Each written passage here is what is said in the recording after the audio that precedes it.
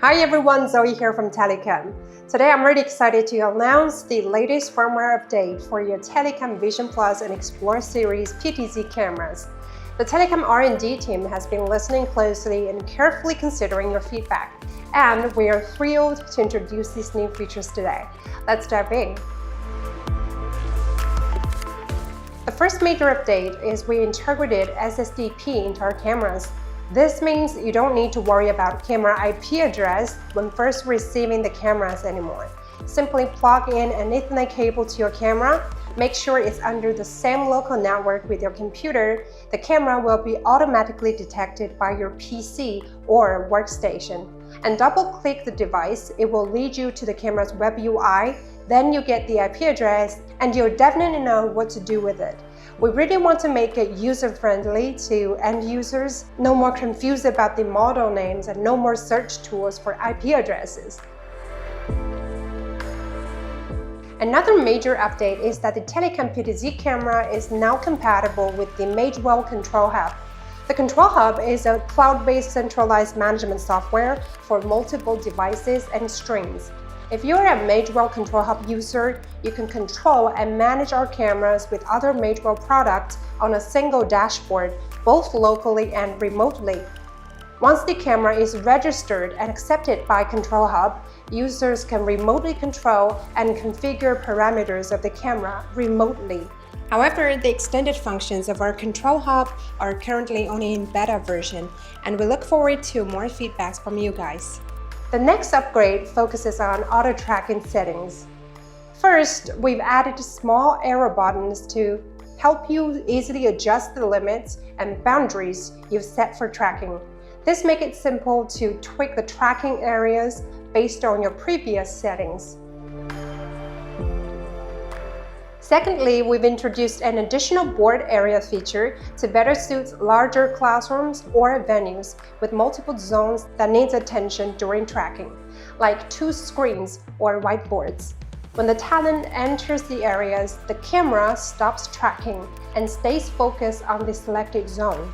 Once they leave, tracking resumes. Plus, you can enable or disable each area separately if you only have one zone to prioritize. Next, we have 2 new features added to auto tracking to ensure smoother, more natural camera movement instead of jerky, robotic adjustment, especially under its maximum zoom. They are the scaling ratio lock and tilt lock. Choose your ideal tracking scale, enable the lock scaling ratio. The camera will maintain a consistent zoom level, preventing it from constantly zooming in and out when the talent makes slight movements, like leaning in or stepping back. The tilt lock works similarly.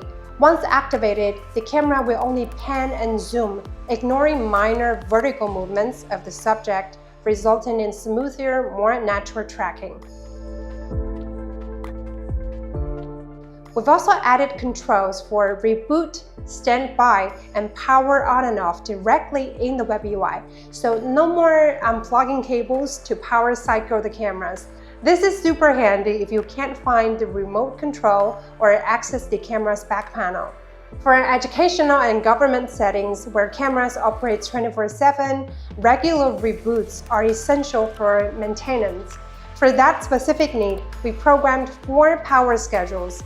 Users can set their reboot frequency to once, daily, weekly, and yearly, or customize the reboot schedule down to the exact date, hour, minute, and second. If you have multiple Telycam PTZ cameras, you can create a profile for one and easily apply it to others, saving you the hassle of setting up each device individually. But please note that if you want to keep the current IP address after resetting the camera, be sure to turn DHCP off.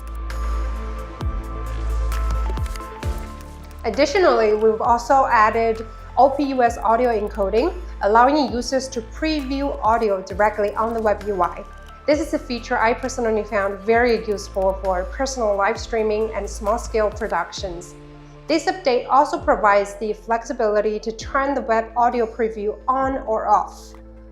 We've also upgraded the volume control to a slider, making it more intuitive and easier to adjust. Another update is we added a gain limit in the smooth auto exposure mode, allowing you to adjust the gain value for your desired brightness level, ranging from 8 dB to 30 dB. This range has been optimized to minimize noise in low light conditions.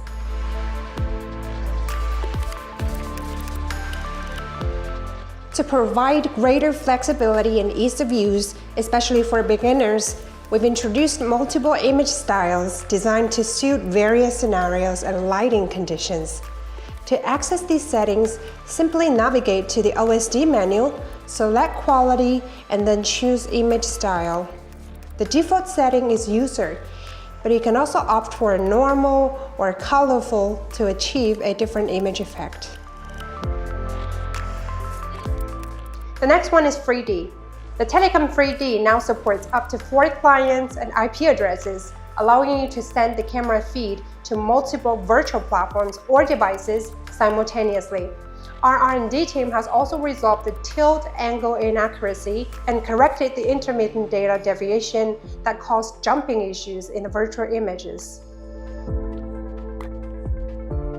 Another upgrade is that Telycam PTZ cameras now support RTP Multicast, which means you can stream videos to multiple devices simultaneously with minimal network bandwidth.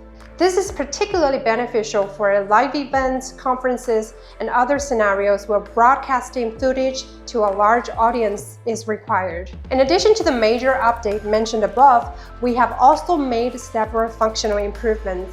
The first one, the encoding parameter options has been changed from a manual input to a drop-down list to simplify the operation.